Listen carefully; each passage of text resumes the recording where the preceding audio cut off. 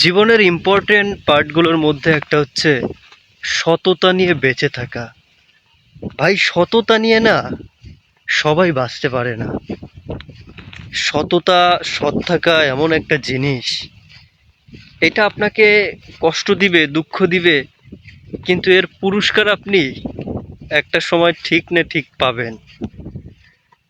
জীবনে আপনি অনেক কিছু করে ফেলেছেন, বাড়ি গাড়ি অর্থ সব কিছুই আছে, কিন্তু আপনি সৎ ছিলেন না। এতে আপনি নিজেকে ঠকিয়েছেন।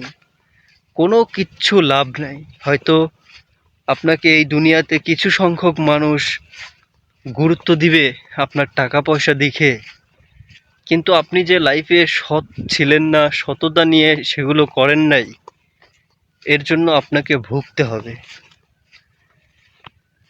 আল্লাহ তাআলা সততার পুরস্কার তিনি নিজেই দিয়ে দিবেন সবাইকে, যারা সৎ থাকবে।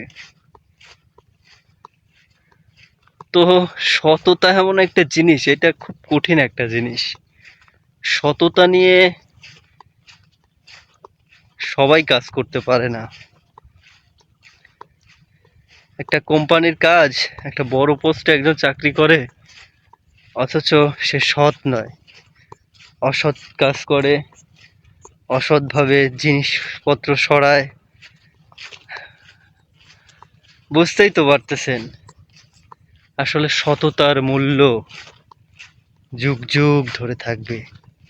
এতে কষ্ট পাবেন, দুঃখ পাবেন, কিন্তু পুরস্কার অনিবার্য, অনেক ভালো পুরস্কার পাবেন। তো সব সময় নিজের কাজের প্রতি সৎ থাকুন, আল্লাহর প্রতি সন্তুষ্ট থাকুন, জীবনে অনেক বড় হতে পারবেন। দুনিয়াতে একটু কষ্ট না হয় করলেনই, সমস্যা কি? সৎ থাকা তেমন একটা কঠিন কাজ নয়, আবার অনেক কঠিন কাজ। আপনি চাইলেই পারবেন সৎ থাকতে। তো সততা নিয়ে বাঁচুন, ভালো থাকুন, সুস্থ থাকুন।